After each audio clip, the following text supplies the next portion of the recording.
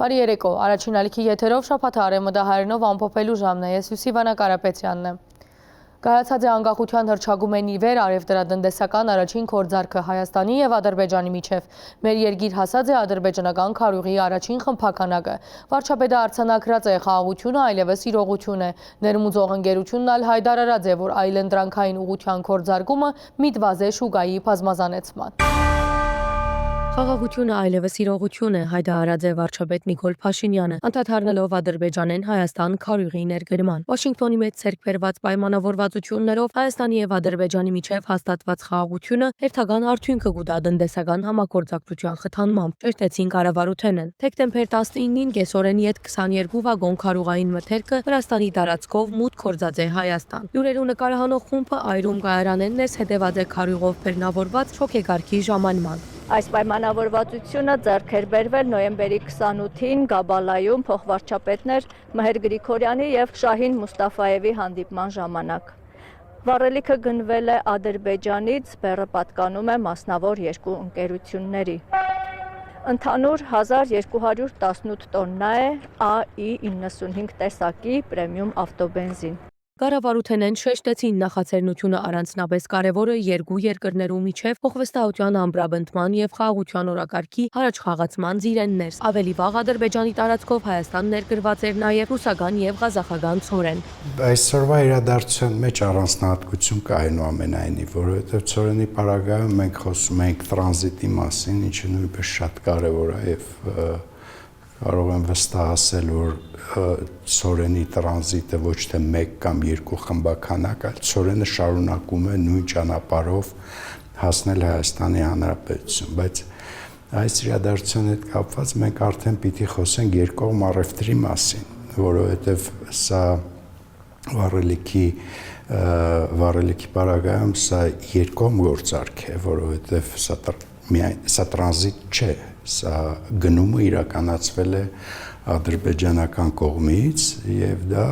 շատ կարեւոր իրադարձություն է իմ կարծիքով։ Սա ըստ էության առաջի գործարքն է, որը փաստացի տեղի է ունենում։ Հայաստանի Հանրապետության ներքին շուկան կստանա նոր հնարավորություն, նոր քննարարչարկ, ինչ որ արևդուրի բազմազանեցման տեսանկյունեն շատ կարևոր նշանակություն ունի կգարձե Մհեր Գրիգորյանը։ Շարունակելով, որ գործարքի արևդրային մասեն ավելի կարևոր է այն, որ խաղաղության օրակարգը գործնական եւ իրական գործարքներով կդառնա իրականություն։ Սա ինդիկատոր է, որ խաղաղությունը ամրապնդվում է տարածաշրջանում, պոտենցիալ երկկողմ առևտրի ապրանքների ցանկը չի սահմանափակվում վառելիքով, ուղղակի վառելիքը առաջինը դարձավ, որ երկկողմ առևտրում հաջողվեց կոմերցիոն գործարքի գալ, բայց ես կարծում եմ, որ մենք ելի կունենանք երկկողմ առևտրի գործարքներ, որոնք վերաբերելի կլինեն նաև այլ ապրանքատեսակների։ Մեր ներմուծման եւ արտահանման բալանսը եւ Ադրբեջանի Հանրապետության ներմուծման եւ արտահանման բալանսները տարբերություններ ունեն։ Եվ այդ տարբերությունները բնականաբար կարող են համալրվել մեր փոխադարձ առևտրով եւ կարծում եմ դա կլինի փոխշահավետ։ Հայտնի փաստ է, որ վառելիքի քինը շուկայի մեջ կդարածվի նաև այլ ապրանքներու վրա։ Մհեր Գրիգորյանի խոսքով այս փաստը առանձնահատուկ կարևորություն կտա այդ ապրանքին։ Փոխվարչապետը գրգին կվերաթարնա անվտանգային կարևորության, երկկողմանի արևդուր գրնալալ միան խաղաղության պայմաններուն մեջ։ Ընդ որում ստեղ նաև կցանկանայի կարևորել, որ եւ հայաստանյան բիզնեսը եւ Ադրբեջանի Հանրապետության բիզնեսը հավատում է այդ խաղաղությանը, հակառակ դեպքում գործարքի չէր գնա, որովհետև գիտեք, այո, պայմանավորվածություններ կային, ինչ որ տեխնիկական հարցեր քննարկվել էին, բայց այնուամենայնիվ գործարքը իրականացրել են բիզնեսը բիզնեսի հետ, եւ դա նույնպես գործոն է եւ նույնպես գնահատական է իրավիճակի, որ բացի պետական մարմիններից եւ քաղաքական գործիչներից խաղաղության օրակարգին հավատում է նաև այլևս բիզնես միջավայրը եւ դա շատ կարեւոր նշանակություն ունի։ Ադրբեջանական վարելիքի մատակարարումը միտված է շուկային բազմազանեցման, մրցակցային միջավայրին ամրապնդման եւ սպառողներուն առավել մատչելի առաջարկ ապահովելուն պահպանելով որակի եւ անվտանգության բոլոր պահանջները։ Դուրերուն տված մեկնաբանության մեջ նշած է Ադրբեջանեն Հայաստան քարուղի ներմուծում իրականացնող Megatrade ընկերությունը։ Հայտարարության մեջ նշված է, որ ներմուծված քարուղային մթերքը հասանելի պիտի լռան օիլ-ցանցի լցագաններուն մեջ, ինչ որ շոշափելիորեն պիտի նվաստե վարելիքի քիներուն նվազեցման եւ ոլորտի մեջ ավելի թափանցիկ քննարկոյացման։ Ազգային անվտանգության ծառայության քաղաքնազերծած փաստաթուղթին համաձայն Քարեքին երկրորդի եղբայրը Ռուսո եւ Նոր Նախիջևանի թեմի առաջնորդ Եզրաս arczepiskopos Ներսիսյանը 1986-1988 թվականներուն համագործակցած է խորհրդային միության պետական անվտանգության կոմիտեին հետ։ Հիմա էլ կապեր կպահպանե օտարերկրյա պետություններու հատուկ ծառայություններուն ներկայացուցիչներուն հետ։ Փաստաթուղթի մեջ արձանագրված է, որ Եզրաս arczepiskopos-ը 1986-ին հավաքագրված է խորհրդային KGB-ի կողմեն եւ ստացած է Ծած կանունը CVK-ի հարցման պատասխանելով ազգային անվտանգության ծառայությունեն բարձրափանած են, որ այս ամենը գրնա սպառնալիք հանդիսանալ Հայաստանի Հանրապետության անվտանգության եւ շահերուն, որ մեկնելով ծառայությունը օրենքով իրեն վերապահված լիազորություններու շրջանագեններ կցննարկե անհրաժեշտ միջոցներ այդ սպառնալիքները վերացնելու ուղղությամբ։ Ազգային ժողովի արտահերթ նիստին ընթացքին քննարկված է Լեռնային Ղարաբաղեն բռնի տեղահանված ընտանիքներու բնակարանային աջակցության ծրագիրը։ Նախագիծով կառաջարկվի ներգրավել $250 միլիոն վարկ ասիական զարգացման տրամադրեն բնակարանային հավաստակիրներու դրամատրումը ապահովելու նպատակով։ Քննարկման ընթացքին իշխանություն ընդդիմություն բանավեճ ծավալված է վարկի նպատակային օգտագործման աջակցության չափերու եւ ծրագրի արդյունավետության շուրջ։ Կառավարության ներկայացուցիչները վստահեցուցած են, որ միջոցներ պիտի ուղղվին բացառապես տեղահանված ընտանիքներու բնակարանային խնդիրներու լուծման։ Ղարաբաղեն բռնի տեղահանված ընտանիքներու բնակարանային աջակցության նպատակով կառավարությունը առաջարկած է ներգրավել $200 միլիոն վարկ ասիական զարգացման տրամադրեն։ Հարցը ազգային ժողովի արտահերթ նիստի օրագարկին վրա էր։ Աշխատանքի եւ ընկերային հարցերու փոխնախարարը մանրամասնած է, թե տրամամիջոցներու համատեղ դրամատրումը պիտի իրականացվի արտոնյալ տրամամիջոցներ դրամատրելու համաշխարհային կորձիկի հիմնադրամի դրամատրելիք մոտ $16.5 միլիոն տրամաշնորհի միջոցներ են։ Վարկային միջոցները պիտի ուղղվին տեղահանված ընտանիքներուն հավաստակիրներ դրամատրելուն։ Արդեն իսկ 3810 ընտանիք ստացած է բնակարանի հավաստակիր, որոնց 1631-ը իրացուցած է իրավունքը։ Բնակարանային ծրագրեն օգտվելու հիմնական պահանջը Հայաստանի Հանրապետության քաղաքացիություն ստանալն է։ Քաղաքացիություն են ստացել մեր տեղահանված հայրենակիցներից 26233-ը։ Իմ կարծիքով խնդիրն է, որ եղած գումարը չի բավարարում մարդկանց այդ բնակարանային հարցերը լուծելու։ Մենք 250 բնակավայրում 25 միլիոնով 5 հոգանոց ընտանիքին չենք կարողանում ապահովել բնակարանով, դա կարծում եմ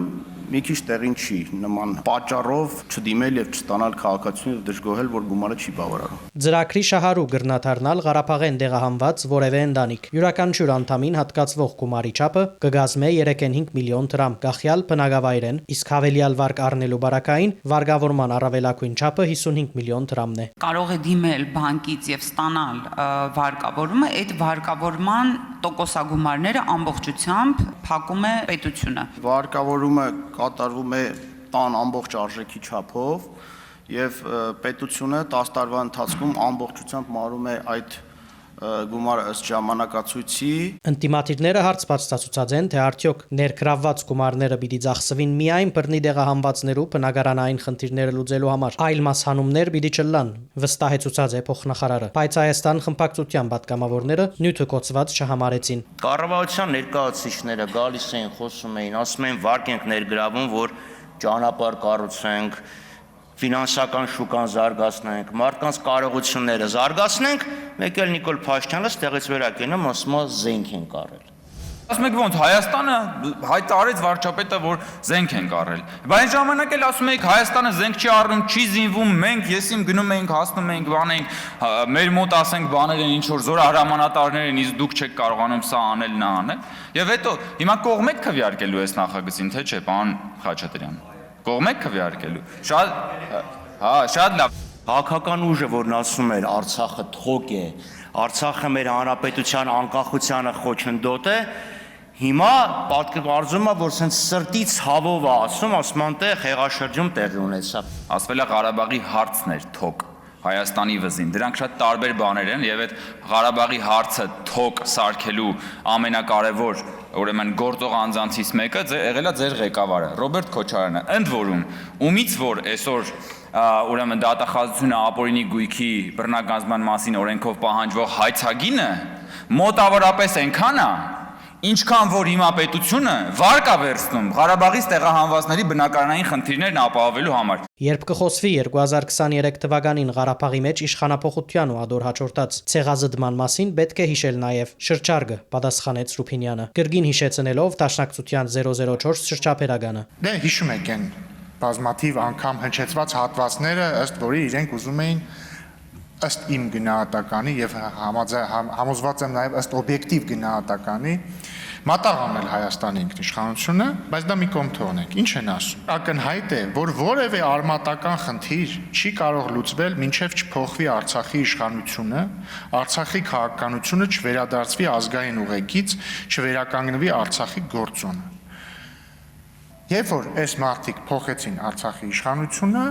օրեր անց Լեռնային Ղարաբաղում չմնաց որևէ հայ։ Վերջ։ Անգախային բանեն, թե զենք քննված է, թե ճանապարհ գառուցված։ Այդ ամենը վերջին հաշվով եղած է ներդրում խաղաղության մեջ, բանավեճը եզրափակեց Հայկ Գոնջորյանը։ Աշխատանքի եւ ընկերային հարցերու նախարարությունը առաջարկած է երրորդ եւ գարկաթիվով ավելի բարձր երեխաներու համար մինչեւ 6 տարեկան փոլորելը դրամատրվող 50,000 դրամ աջակցությունը դարձնել pedagogan նպաստ։ Հարցը օրենսդիրի օրագարկ ընդգրկված է հրատապ գարկով։ Երրորդ եւ հաջորդ երեխան 2 եւ 3 անգամ ավելի միանվագ գումար կստանար, քան պիտի վճարվի փոփոխութեն ետք։ Գարձիկ հայտնած է Տատեոս Ավետիսյանը, նախագիծը որակելով հագընկերային։ Դա չի համապատասխանում իրականությանը։ Ինչու՞։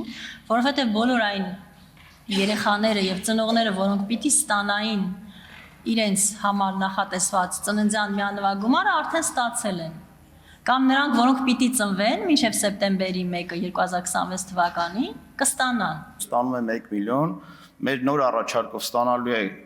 500 միլիոն եւ դրան գումարվելու է 6 տարի շարունակ 50,000 դրամը։ Վիճակագրությունը ցույց տված է, որ ընտանիքներու մեջ երրորդ երեխանելու ծնելիության աճ գրանցված է։ 2018 թվականին անոնց թիվը մոտ 8300 եղած է, 2023-ին գազմած է 12400-ն ավելի, 2024-ին 12000, այսինքն 45% աճ եղած է։ Փոխարենը նվազած է առաջին եւ երկրորդ երեխանելու ծնելիության թիվը։ Ուզում եմ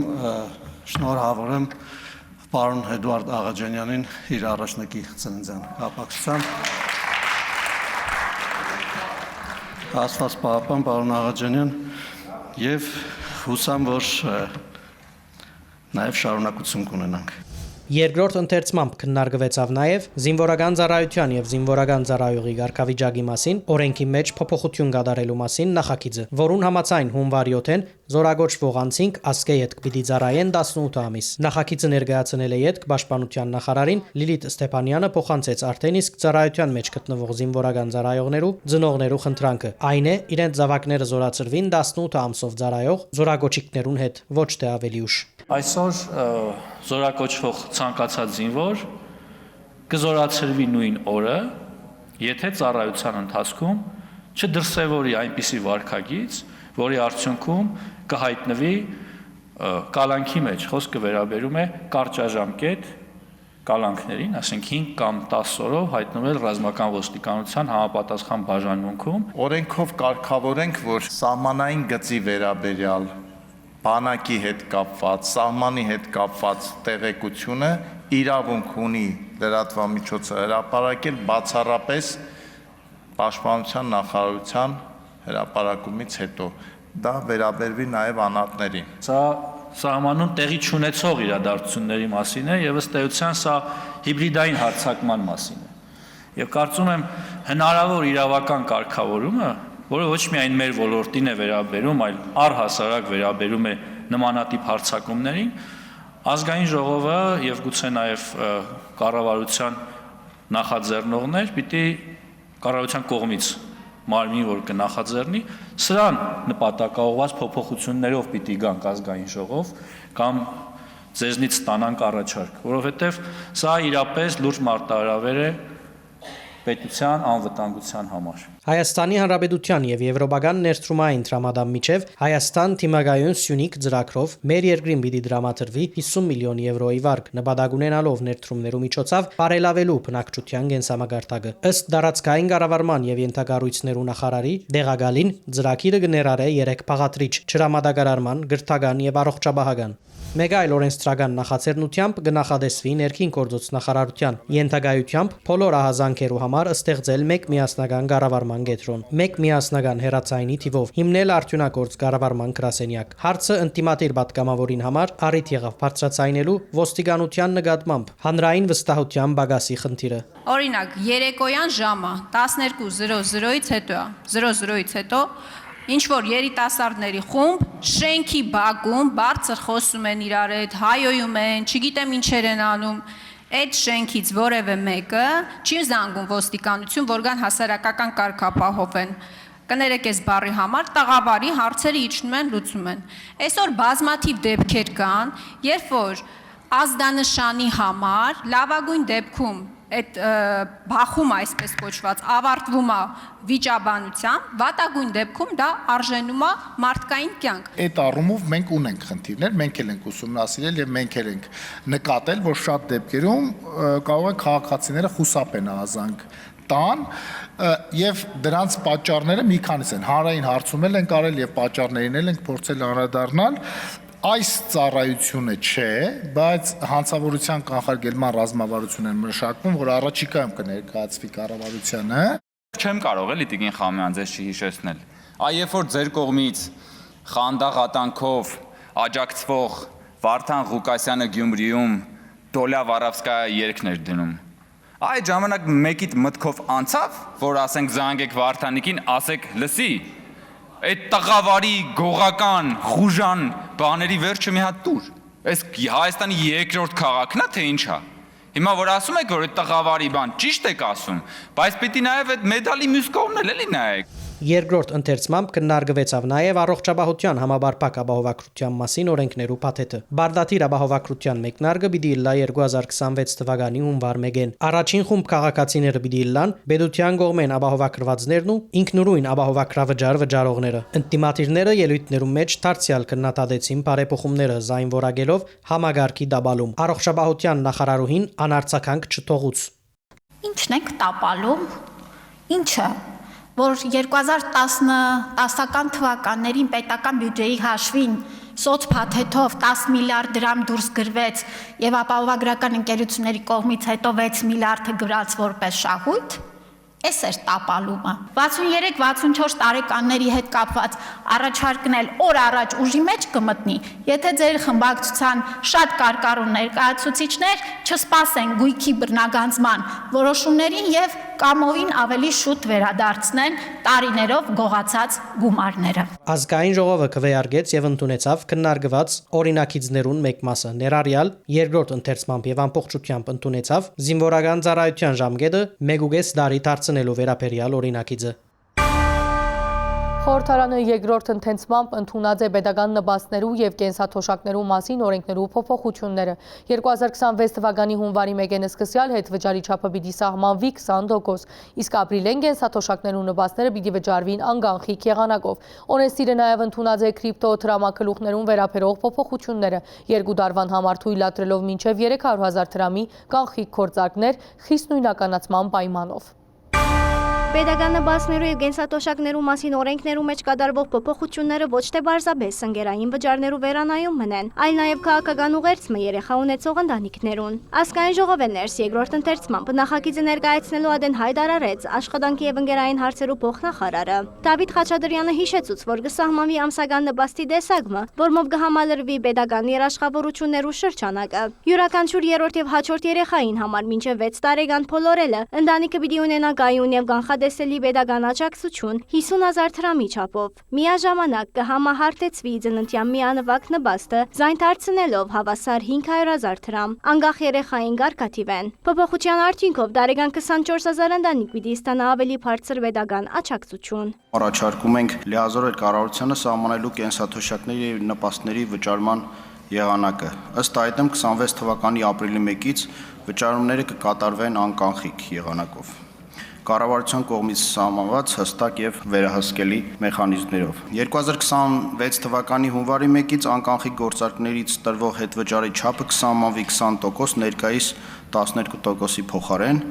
ինչը կենսաթոշակառուների եւ նպաստավորների համար ավելի մեծ հնարավորություն կստեղծի իր վարկագծով բարձրացնել իր կենսաթոշակը կամ նպաստը։ Քաղաքացիները շատ են խնդրում, որպեսզի հատկապես ջեռուցման սեզոնին հետվճարը տարածվի նաեւ կոմունալ վճարումների վրա։ Ես կարծում եմ, սա քննարկման առարկա է։ Քաղաքացիները դժգոհում են, որ կառավարությունը օրինակ հետվճարի ծրագիր է իրականացնում, բայց քանի գնում ենք դեպի ամանոր, քանի այսպես ասած տոներն են մոտենում, այնքան շատ տնտեսվարողներ օրինակ տարբեր հանգամանքներով եւ պատճառներով պայմանավորված պոստտերմինալների հետ խնդիրներ են առաջացնում, հնարավոր է նաեւ արհեստական, որպեսզի չսպասարկեն քաղաքացիների քարտերը։ Ուզում եմ հույս հայտնել, որ կա ընդհանուր ընկալում, որ մենք պետք է մեր բոլոր քաղաքացիների համար ապահովենք ծառայությունների հասանելիություն եւ մատչելիություն բանկային ծառայությունների, անկախ նրանց առողջական վիճակից, տարիքից կամ ֆիզիկական դժվարություններից, որովհետև մենք ցավոք գրանցել ենք այդ դժվարությունները եւ գիտենք դրանց մասին։ Անկանխիկ եղանակով գործարքներուն վերապերող հաջորդ նախագիծը կրիպտո դրամակլուխներու վերապերյալ էր։ Այս բարակային օրենսդրական փոփոխությունը կանխիկով գործառնություններու իրավունք ստանալու մասին էր։ 2026 թվականի հունվարի 1-ին կնախադեсվի, որ կրիպտո դրամակլուխներով գործառնությունները պետք է ելանան կանխիկ։ Փոփոխություններու արդյունքով կառաջարկվի հնարավորություն տալ 2 տարի ժամկետով 300,000 դրամը չրկերազանցող գործարքները կատարել կանխիկ եղանակով խիստ նույնականացման բարակային։ Ինչի է ժամանակահատվածը, որտեղ ամբողջ 26 թվականի ընթացքում տեղի ունենալու լիցենզավորման գործընթաց։ Օրենքը ուժի մեջ է մտել այս տարվա հուլիսին, բայց ենթաօրենսդրական ակտերի համար տրված էր 6 ամիս ժամանակ, որը ավարտվում է ու մենք էլ հրապարակում ենք, ավարտում ենք բոլոր ենթաօրենսդրական ակտերը։ Ակնհայտ է, որ տվյալ դաշտը նոր է Հայաստանի Հանրապետության համար եւ կարգավորումները, որոնք որ այս մահին դրված են սեղանին եւ գործող օրենքում, դրանք դեռ փոփոխությունների ենթակա են եւ իմ գործընկեր падգամավորների հետ էլ քննարկումների արդյունքում մենք եկանք եզրահանգման, որ ճիշտ կլինի առաջարկություն ներկայացնել կառավարությանը, ստեղծել միջգերատեսչական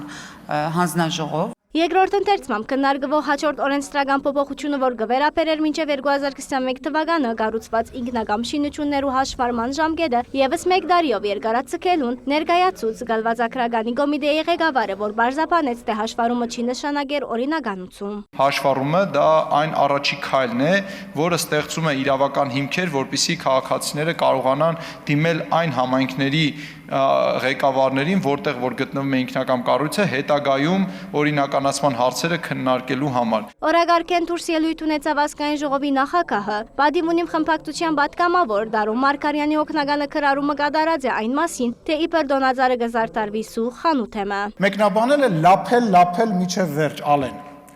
Հիմա ես ինչ եմ առաջարկում։ Ես առաջարկում եմ Դարու Մարկարյանը իր օգնականին վերցնի ու գնա իրան ստուն, որպեսզի իր օգնականը տենա լափելը որն ալնում, տանի դատարան, որտեղ 2 միլիարդ դրամի պետությունը միայն փողապահանջում, կարա տանի Սերժ Սարգսյանեն ստուն, կամ Սերժ Սարգսյանի փեսուտուն, կամ այն մյուս փեսուտուն, կամ աղբոր տուն, որ այդ օգնականը իմանա լափելը որն է։ Բոլորդ ձեր պատասխանը օրենքի սահմանում ստանալու եք։ Հանկարծ չսխալվեք։ Մեր դաստիարակությունը, մեր պատասխանատվության զգացումը հանգարց չխառնեք։ Ես բոլորի անունից ինձ թույլ եմ տալիս իմ գործընկերների անունից ասեմ, կրկնում եմ, նախընտրական process-ը սկսվում, հանկարծ չսխալվեք։ Ալեն Սիմոնյանը իր խոսքը ուղղեց ընդդիմության, որում մեկ մասը ներկա էր։ Հայաստան խմբակցությունը ինչպես քննարկումներուն, այնպես էլ քվեարկություններուն չմասնակցեցավ, իսկ քննարկված բոլոր նախագիծերը ընդունվեցան։ Այսպիսով 8-րդ գումարման խորհրդարանը ավարտեց 10-րդ նստաշրջանի աշխատանքները։ Կառավարությունը հաստատած է 52 համայնքներու մեջ 169 ծրագիրներու տրամական օժանդակության համատեղ դրամատրումը ավելի քան 12 միլիարդ դրամ ընդհանուր ծավալով։ Արշավման նիստին անդադարձ կատարված է նաև դարեհաշվին մուտքերուն։ Պետական եկամուտներու կոմիտեի ղեկավարին խոսքով հավաքագրումները կշարունակվին եկնի շարժերով։ Քննարկման ժամանակ վարչապետը շեշտած է անգանխիկ շրջադարձության խթանման եւ սֆերային արևդուրի թեմ պայքարի կարևորությունը։ Գործադիր իշխանությունը նաև որոշած է միջոցներ հատկացնել պետական բահուստային կանցարանեն ցերկ բերելու եւ Հայաստան վերադարձնելու Լոնդոնի աջուրդի մեջ վաճառվող բացառիկ հայկական մշակութային արժեք ներկայացնող նմուշը։ Ավելի քան 12 միլիարդ դրամ 52 համայնքներու 169 ծրագիրներու օժանդակության համար։ Այս գումարը ներառյալ գործադիր իշխանությունը այս տարի համադեղությամբ դրամատրած է 33 միլիարդ 635 միլիոն դրամ ծրագիրներու իրականացման համար։ Ասիգա դարվան ծրագրված են ավելի է 200%-ով 2024-ի համեմատ 2 միլիարդ դրամով։ Վարչապետը անդրադարձավ վարելանյութի ճանապարհի խնդրով իրեն ուղված առանցին մարդոց թիմումներուն։ Պարզվում է այդ տունը հիմնական բնակավայրից ասենք 5 կիլոմետր կտրված մենավոր տունը։ Ենթադրենք կարող ենք հատկացնել 300 միլիոն ճանապարհի համար կամ չգիտեմ 100 միլիոն կամ 50 միլիոն ճանապարհի համար 30 միլիոն գազի համար։ Բայց դա խնդրեմ է։ Բա համայնքի են մյուս հատվածներում չլուծված խնդիրներ կա, համայնք կարա ասի մի րոպե, բայց այդ 100 միլիոնով ու 20 միլիոնով կարայիք ուրիշ խնդիր լուծեք։ Այս բանի գլխավոր հատակագիծ եւ այլ որ այդքան ասում ենք, սրա համար է կարևոր։ Ավելի լավ է մենք գերակա շահ ճանաչենք այդ տունը, որոշում կայացնենք, այնտեղ որտեղ անտրամաբանական կտրվածություն կա, ուղղակի մարդկանց այդ փողը տանք առնե իրանց տանք գումար, ասենք գնացեք ուրիշ տեղ տուն առեք, բնակավայրի ներսում կամ գնացեք կառուցեք։ Վարելանյութի խողովակի կառուցում են մինչև խմելու եւ ոռոգման, ճրագծերու նորոգում, կառուցում, ճրահավաք ավազաններու, սելավադարի կառուցում, մանգաբարդեզի հիմնանորոգում, ճանապարհի սալարգում, անցուղիներու կառուցում։ Օրվան հատկացմամբ դրամատրվող ծրագիրները այնքան շատ են, որ զանոնք ներկայացնելու համար 1 ժամ բանջվեցավ։ 300 միլիոն դոլարի չափ մենակ այս թվարկված ծրագրերով, այսինքն դպրոցները չենք ասում, մանկապարտեզները չենք ասում, առողջապահական կենտրոնների հուշարձանների նորոգումը չենք ասում եւ այլն, այսինքն այս աներևակայելի թվեր են, որ ներդրվում է, հետո էլ ասում ենք մեր տնտեսության զարգացում բա որտեղից է, այստեղից։ Ում պետք է շնորհակալություն հայտնենք առաջին հերթին Հայաստանում աշխատող արդյունք ստեղծող, հարկերը վճարող եւ մոռանում եմ միշտ հիմա մի բան են ավելացրել ՀԴՄ կտրող տրամադրող եւ ՀԴՄ պահանջել չմոռացող քաղաքացիներին պետք է շնորհակալություն հայտնենք, մանավանդ որ մոռացողների թիվը ոնց որ թե հենց աղագին շատ է։ Դարեհաշիվի հավաքակրումները բավական լավ են։ Վարչապետի հարցման արձագանքեց Պետական եկամուտներու կոմիտեի ղեկավարը։ Երանիշ աջերը կպահպանվին։ Ամսի 20-ին իհարկե մուտքերի արդյունքներով ավելի հստակ պատկեր կունենանք։ Իսկ ՀԴՄ-ների մասին որ խոսեցիք, այդտեղ էլ պատկերը բավական լավն է ու բոլոր կտրոններով քանակով եթե նայենք 18%-անոց աճ ունենք, հասույթով 11%-անոց աճ ունենք, բայց այստեղ ուրախալին նա է, որ անկանխիկի վարկագիծը կտրուկ փոխվել է առևտրում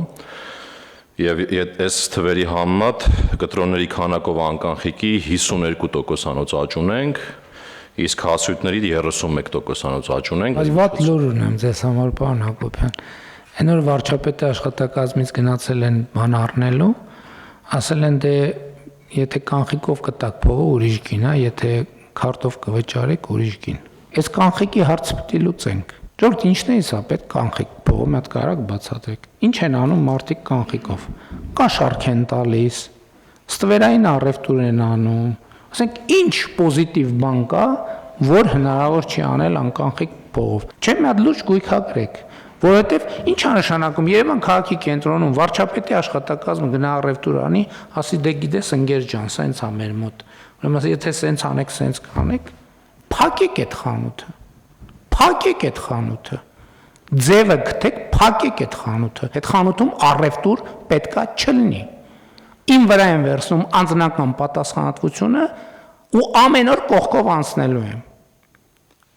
Միջև անձնական թույլտվությունս չլինի, այդ խանութը պետք է չբացվի։ Նիստի ընթացքին վարչապետին հաջորդ հանձնարարությունը Թուրսեմ փչիչային հերացայիններ բերելու մասին էր։ Ան ըսավ չի գրնար երգիր մտնել փչիչային հերացայն, որուն հարկերը վճարված չեն։ Բացառությամբ ոնց որ պայմանավորվել ենք։ Ամեն քաղաքացի տարեկան կարա մի հեռախոս իր անձնական, տո 2 հեռախոս թող տարեկան մտցնի։ Բայց այդ պետքա մենք կարողանանք վերստուգել։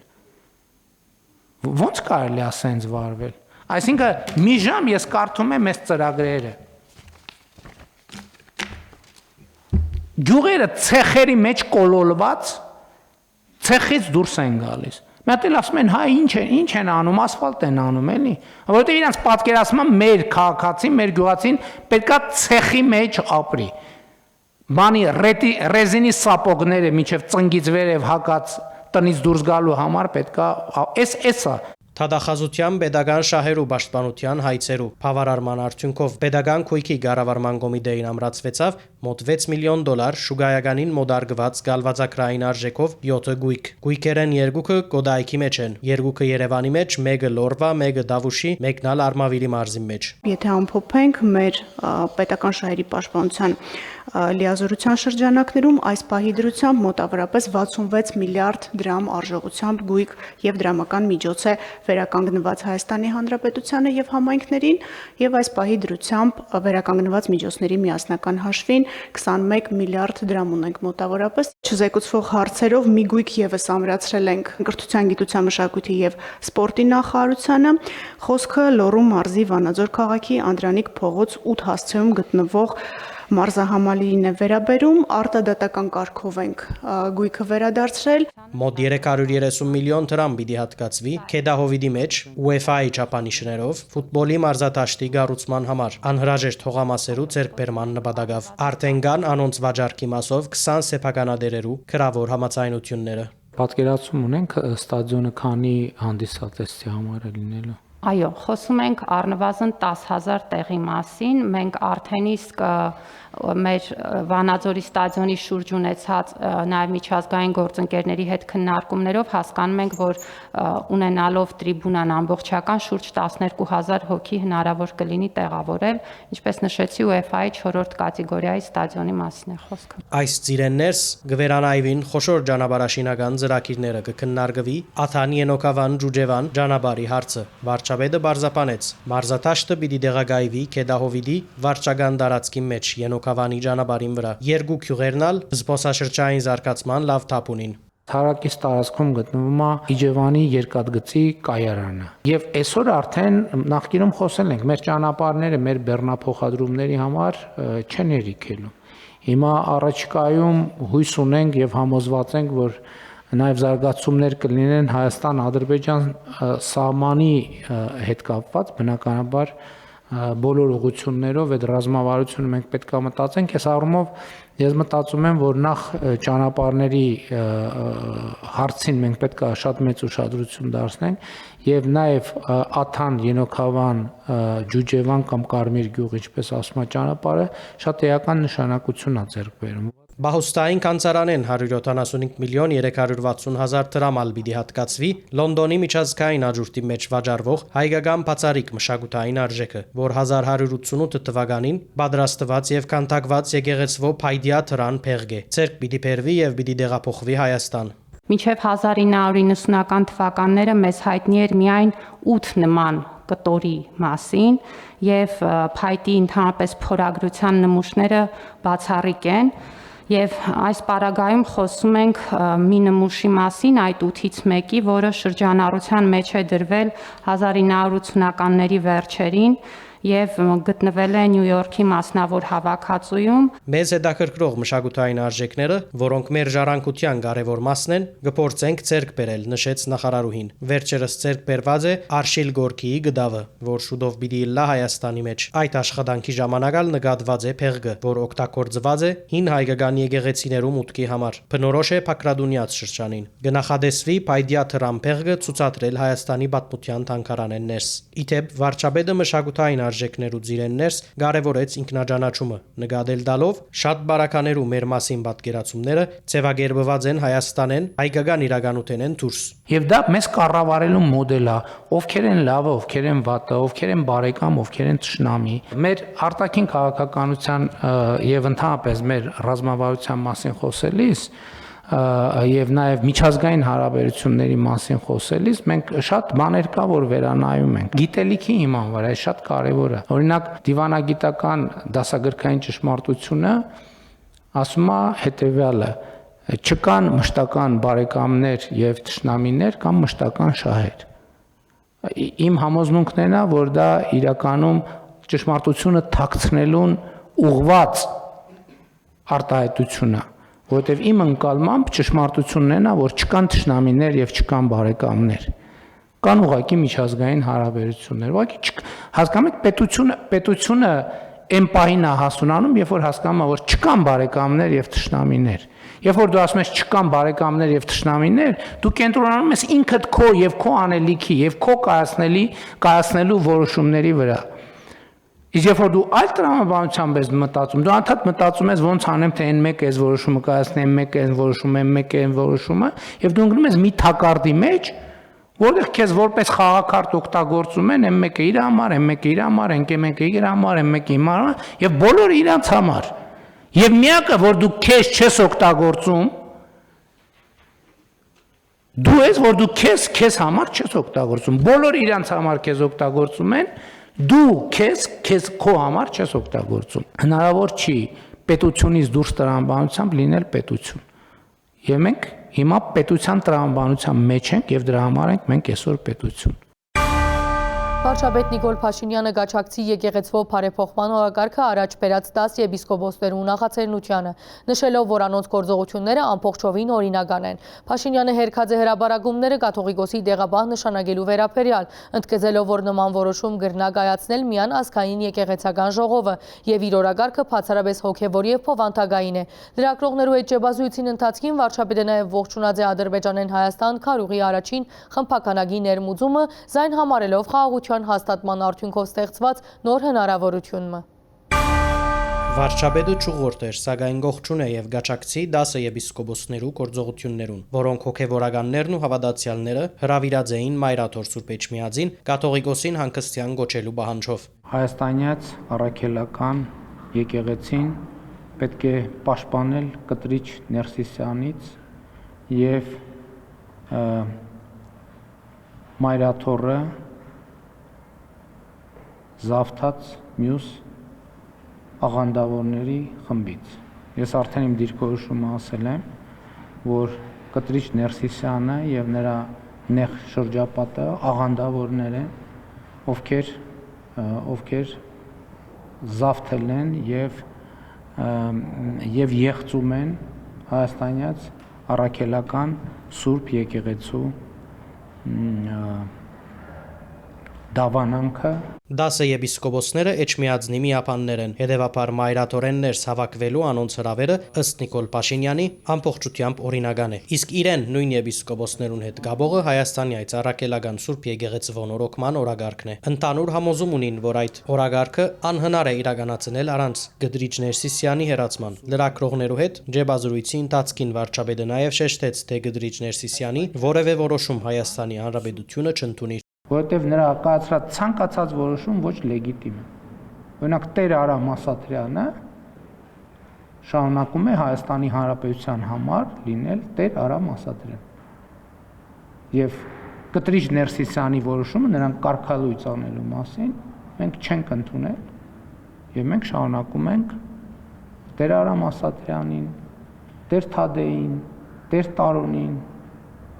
համարել գործող հոգևորական։ Եկեղեցվո նորոգման օրագարկ հարաճ քաշողները սուրբ չեն ու այդպես մտածելն անգամ սրբաբղծություն պիտի լար, հավելեց Փաշինյանը։ Բարձրապես կընդունին եկեղեցվո մեջ ստեղծված ճգնաժամի մեջ մեղքի իրենց բաժինը եւ պատասխանատու գզկան այդ ճգնաժամը լուծելու հարցի մեջ։ Թե ուր բադարակի պիտի մասնակցի այս կիրակի, Փաշինյանը ասավ, որ այդ օրը ավելի վաղ ծրագրված այցելություն ունի։ Եվրասիական տնտեսական միության բարձրակույն խորհրդին իստին պիտի մասնակցի։ Պիտի փորձե սակայն համադեղել, անդրադառնալով մամուլի հրաբարագումներուն, թե արդյոք կպատրաստվի կաթողիկոսի դեղաբահ նշանակել Նավասարդ arczepiskopos Կջոյանը, պետության ղեկավարը շեշտեց, ադիգա չի կրնար դեղի ունենալ իր որոշումով։ Կաթողիկոս կնդրե ազգային եկեղեցական ժողովը։ Կարծիք կհարցնեն, ես կարտահայտեմ այդ կարծիքը, չեն հարցնի, ես էլ եմ ուզում ասեմ։ Նրանք, ովքեր այլ դիտանկյունից են նայում, ուղղակի սխալ են հասկանում իրավիճակը։ Իմ օրակարգը բացառապես հոգևոր է եւ բովանդակային է։ Եվ անձերի հետ առնչվում է այնքանով, ինչքանով որ առնչվում է հոգևոր բովանդակության հետ։ Ես էլ եմ ասում, այս օրակարգում ես չեմ հետապնդում ինտրիգներ։ Եթե ինտրիգներ հետապնդելու լինեի, շատ վաղուց վանից շատ ձևեր կային, եւ տարբերակներ կային, ես կգնայի այդ տարբերակով։ Ոչ, ձեր հարցի ուղիղ պատասխանն է ոչ։ Հերքում եմ, ես հերքում եմ ընդհանրապես, որ ես ունեմ, մտածում եմ տեղապահի որևէ տեխնացուի մասին։ Ես հերքում եմ, որ ես նման հարց երբևէ որևէ մեկի հետ քննարկել։ Վարչապետը հաստատեց, թե պատրաստ է ընդունելու Գդրիչ Ներսիսյանը մեկ օրագարկով անոր արժանապատիվ հեռացումը ապահովելու։ Մեկնաբանելով մեղադրանքները, թե 10 եպիսկոպոսները կգործեն իրենց թեմ եղած իրավախոհություններեն թրթված, Փաշինյանը առաջարկած է նայել հիմքին։ Անոնք խոսած են այն ժամանակ, երբ կաթողիկոսը նախ խումբ ձևավորած էր Արշակ arczepiskopոսին վերակրվող դեսանյութի վերաբերյալ քննություն իրականացնելու։ Հետո սկսավ խոչընդոտելու անոնց աշխատանքը։ Դա նշանակում է, որ ուզեցել է Արշակ Խաչատրյանի դեպքը մաքրի բանի եպիսկոպոսների միջոցով, այսինքն Արշակ Խաչատրյանի մեղքի պատասխանատվությունը դնի 10 եպիսկոպոսների վրա, չգիտեմ, գուցե բոլորը չեն։ Այս մարդիկ էլ ասել են, բայց մի րոպե մենք ինչի պետք է դրա պատասխանատվությունը վերցնենք։ Իրանց հրապարակային տեքստերից եւ ենթադրում եմ իրանց այդ շփումներից ես տենց եմ հասկացել։ Վարչապետի նախաբես գդարած հայտարարություններուն, թե Գդրիչ Ներսիսյանը սպառնալիք է ազգային անվտանգության, ղեկավարվի Թուրսեն ու բարբերաբար գզեկուցե օդարերգրյա հadouk ծառայության զորաբեդի իրավական գործընթաց չհետևած։ Փաշինյանը նշեց, ամեն բան չէ որ քրեական վարույթով որոշվի։ Իրավական process-ը ունի բազմաթիվ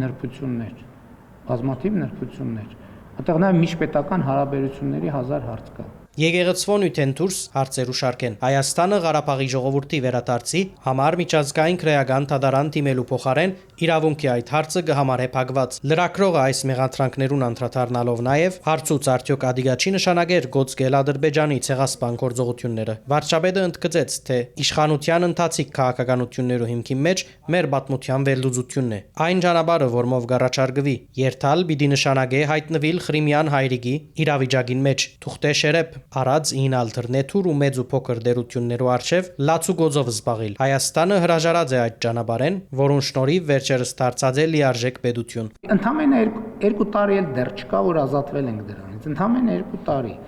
Կբերի ինչի, որ բոլորը մեզ կօգտագործեն սեփական նպատակների համար, եւ միակ սուբյեկտը, որ մեզ չի օգտագործի սեփական նպատակների համար, այդ կլինենք մենք։ Այսինքն, այն ճանապարհը, որ դուք ասում եք, դա Հայաստանի Հանրապետության եւ հայ ժողովրդի մանրադրամացման ճանապարհն է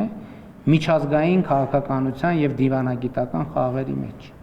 Մենք պետք է մեր սխալներից դասեր քաղենք եւ հետեւություններ անենք, որովհետեւ դա մի ճանապարհ է, որը հայ ժողովրդին հարատևությամբ դատապարտում է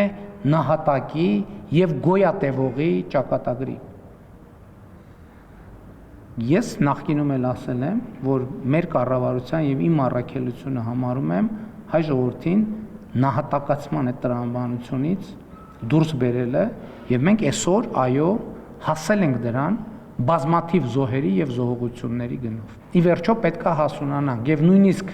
դիվանագիտական դասագրքերում են ճշմարտությունը ճակերտներում, որ ասում է չկան մշտական բարեկամներ եւ մշտական թշնամիներ, կան մշտական շահեր, մենք պետքա վերանայենք այս, որովհետեւ ճշմարտությունն է նա, որ չկան թշնամիներ եւ չկան բարեկամներ։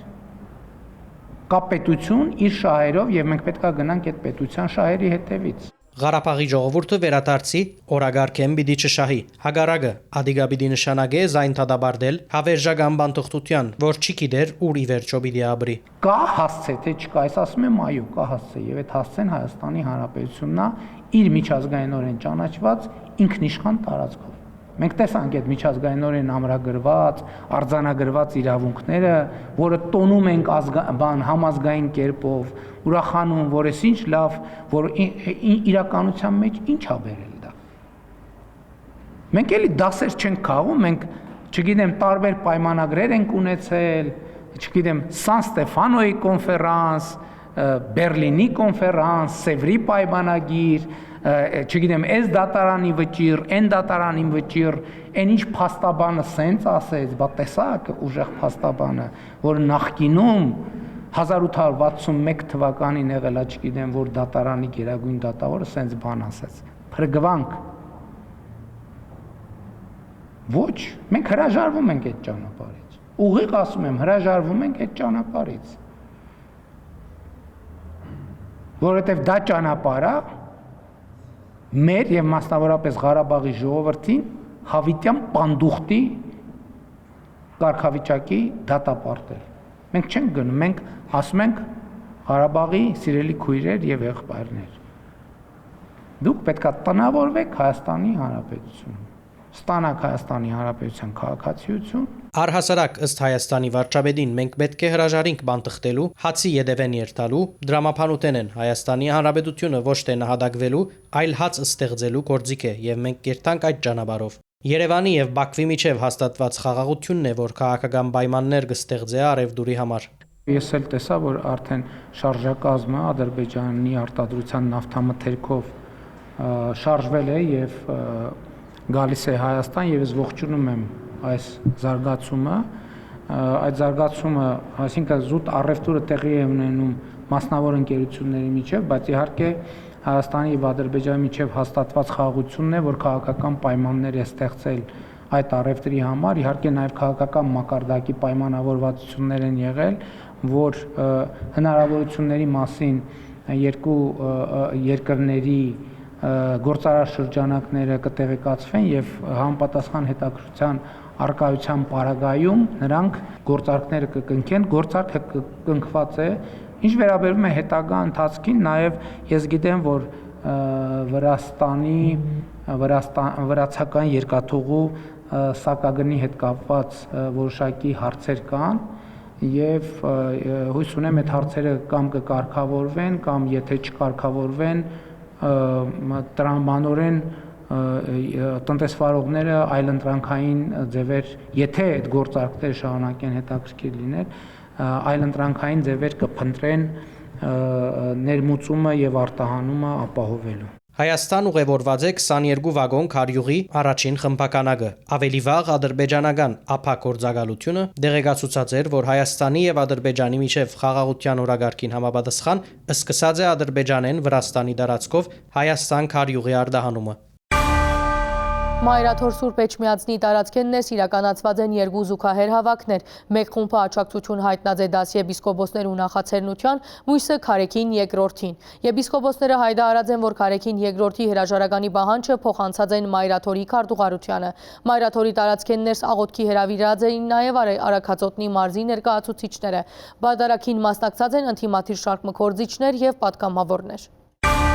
Դեկտեմբեր 18-ին Մայրաթորի փագեններս երկու հավաք տեղի ունեցավ։ Հավատացյալ ժողովուրդը հայտարարված ժամեն ավելի գանուխ հավաքված էր։ Մարդիկ բաժնված էին երկու խումբերու, դասի եպիսկոպոսներու գոչով հավաքվածները գվանգարգեին, գդրիչ, հերացիր, մյուսները գոչերով գաչակցեին անոր։ Եպիսկոպոսները հայտարարեցին, թե Քարեքին երկրորդի հրաժարականի պահանջը փոխանցած են քարտուղարության։ Այսօր այստեղ կանգնած ենք, բայց համոզված ենք, որ մեր ժողովուրդը մեր հետ է եւ մեր հոգեվոր դասն է մեր հետ։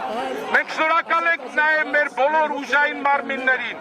ովքեր որ այստեղ պաշտպանում են անվտանգությունը, բղավելով եւ ուրիշ հարցերով չի ստացվի։ Մենք այսօր այստեղ եկանք, մեր նամակը հրաժարականի պահանջի փոխանցել ենք արդեն քարտուղարություն, մեր առաքելությունը այս պահին ավարտված է։ Հաջորդ անգամ մենք այստեղ լինելու ենք ձեզ հետ միասին մայր տաճարի մեջ աղոթելու մեր ժողովրդի ու մեր ազգի ու մեր հոգևոր դասի ամրապնդման եւ պայծառության համար։ Խնդրում եմ, հորդորում եմ մեր ժողովրդին, մի խաբվեք,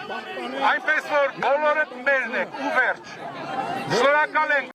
Դաջարեններս աղոթքի հրավիրած էր Արաքածոտնի թեմա, անոնց սադարելու մասին հայտարարած էին ընդդիմադիրները։ Նշեմ, որ այստեղ միասնական աղոթք անցկացնելու մասին հայտարարություն էր տարածել նաև Արագածոտնի թեմը։ Այդ աղոթքին մասնակցելու համար այժմ Մայրաթորի տարածքում են Սամվել Կարապետյանի եղբորորդի Նարեկ Կարապետյանը, Ռոբերտ Քոչարյանի որդի Լևոն Քոչարյանը, ինչպես նաև դաշնակցական իշխան Սաղաթելյանը։ Այստեղ են նաև ընդդիմադիր մի մի շարք падգամավորներ։ Մայրաթոր Սուրբ Էջմիածին կգտնվեր նաև դերարամ կահանա Ասադրյանը։ Իմ կարծիքով իրենք ոչ թե եկել են եկեղեցուն սատարելու, այլ անձին սատարելու։ Այս իմաստով իրենք ուզում են անձին պաշտպանել եւ եկեղեցին պաշտպանելու ինձ թվում է հարց չունեն, իրենց առաջ նման նպատակ չունեն դրած, եթե նման նպատակ ունենային, կանցնեին մեր շարքեր։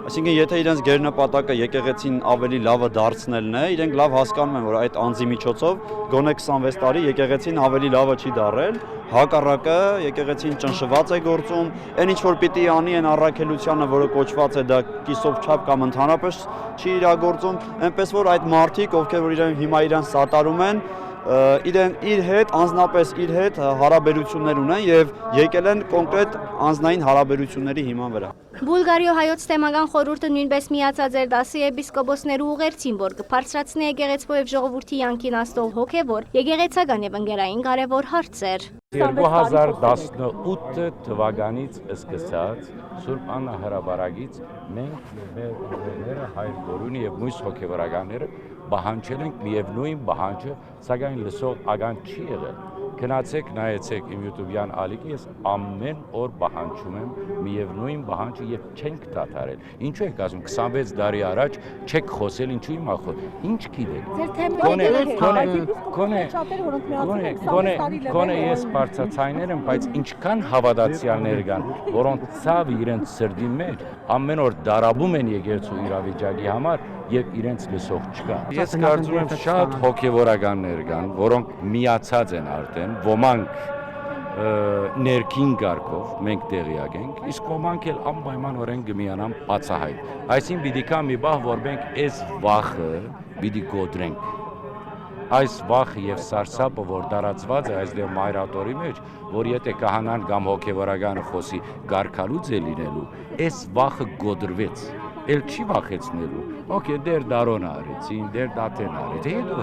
Հետո, սա հայ եկեղեցին գարկալուց պիտի անես։ Հագաօրինական որևէ դրսև, որում պիտի արժանանա քրեայրավական քնահատականի, հայտարարություն տարածած էր ներքին գործոց նախարարությունը, անդրադառնալով եպիսկոպոսներուն, քաղաքացիները մայր աթոռ հրավիրելուն, հաջորդ հայտարարություններուն, ընկերային ցանցերու վրա որոշ օգտատերերու սադրիչ եւ իրավիճակը թեժացնող քրարումներուն, հորդորելով մայր աթոռեն ներս զերծ մնալ սադրանքները։ Հարգելի լրագրողներ, ես խնդրում եմ միակողմանի ամեն ինչին չնայեք։ Ամեն ինչին երբեմն նաև մեր լրագրողները այդ լրագրողական գործունեությունը իրականացնելիս նաև խոչընդոտում են, որովհետեւ գործողությունների դրանով երբեմն կարող է նաև տհաճ իրավիճակներ լինել։ Ներկա պահին ոստիկանները ծառայություն են իրականացնում եւ ինչ որ չափով կարելի ասել եթե շրջապատված բառ օգտագործենք, միգուցե համարենք շրջապատված, բայց դրանք ամեն ինչը անվտանգության պատճառով, որպեսզի պատշաճ ձևով դուք գիտեք, որ հիմա ներկա պահին Մայրաթորի տարածքում են գտնվում մեր ժողովրդի ներկայացուցիչներ, ովքեր տարբեր կոչերով եկել են Մայրաթոր եւ չի բացառվում լինի մտքերի բախում եւ այդ ընթացքում լինեն հակաիրավական գործողություններ։ Եպիսկոպոսները հավաքի իրականացման գոչ ուղղած էին մեկ օր առաջ։ Արդ հասած է ժամանակը, որ հանուն բոլորիս Բաշտելի Սուրբ Էջմիածնա, այլև ամենայն հայոց կաթողիկոսության եւ հավատավոր աշխարհասփյուր մեր ժողովրդին արդահայտենք հստակ եւ վճռական դիրքորոշում մեր եկեղեցու արչեւ ծառացած խնդիրներու վերաբերյալ։ Չգաշկանտվինք դարադեսակ դժվարություններու եւ ճնշումներու արչեւ եւ իսեր Աստուծո գասեցնենք Մայր Աթոռո օրավուր ահակնացող քահավիժումը։ Մայր եկեղեցու այսօրվան անմխիթար վիճակը սպառնալիք կստեղծե նաեւ մեր ազգային եւ pedagogan անվտանգային շահերուն։ Դեկտեմբեր 18-ին եպիսկոպոսներուն հերթագա հայտարարության մեջ նշված է, թե դեկտեմբեր 15-ին Կարեկին II քերակույն հոգևոր խորհրդի շարքման անդամներու դեղեկացուցած է, որ թատրեցուցած է անոնց լիազորությունը, չնշելով հիմքերն ու բաժարները։ Գսվի, որ հայաստանյանց արաքելական Սուրբ Եկեղեցվա կորզատիր իշխանության մարմինը շարունակած է կորձել, խախտելով քերակույն հոգևոր խորհրդի կանոնադրությունը։ Անհրաժեշտ է անհաբաղ թատրեցնել խորհրդի գործունեությունը եւ նոր անդամներու նշանակումը մինչեւ եկեղեցական ներկայացուցական նոր ժողովի հրավիրումը, տեսված է հայտարարության մեջ։ Անոնք եկեղեցվո թերի կառավարման լրջակույն խնդիրներ ու հանգուցալուծում համարած են Կաթողիկոսին հանգստյան կոչելը։ Նոր կանոնադրության մշակումն ու ընդունումը հիմնվելով հայ արաքելական Սուրբ եկեղեցվո ավանդության եւ առաքելության վրա։ Երևանի փողոցներում վրա նկատված թրքական հիվանդագարքի տեսանյութը լայն քննարկման առիթ դարձած է ընկերային ցանցերու վրա։ Ավելի ուշ պարզվեցավ Ֆրանսիայեն Երևան տեղափոխված է Հայաստանի Հանրապետության քաղաքացիմը, ով մեկ ամիս է ավելի թմփիրի մեջ գտնվել է ետքբժշկական ցուցումներով օդային ճանապարհով տեղափոխման հնարավորություն չունեցած։ 42-ամյա տղամարդը Երևան հասցված է Գարմիր մահիկի վերակենդանացման հիվանդագարքով եւ այժմ կգտնվի Սուրբ Գրիգոր Լուսավորիչ բժշկական կենտրոնի մեջ բժիշկներու հսկողության ներքո։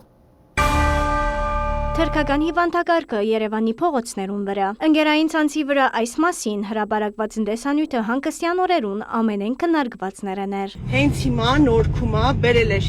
հիվանդանոց, ուզում եմ հասկանամ ժողովուրդ ջան, մեր համար ընդունելի է, որ մեր երկրում այս մեքենան ֆռա, որ մեր երկիրը լրիվ թուրքացել արդեն, այդ եմ ուզում հասկանում։ Ավելի ուշ բարձ դարձավ Ֆրանսիայի հիվանդանոցներեն մեկեն Երևանի Սուրբ Գրիգոր Լուսավորիչ բժշկական կենտրոն տեղափոխված է Հայաստանի Հանրապետության քաղաքացիմը։ Բժիշկները արգելել են ինքնաթիռով տեղափոխել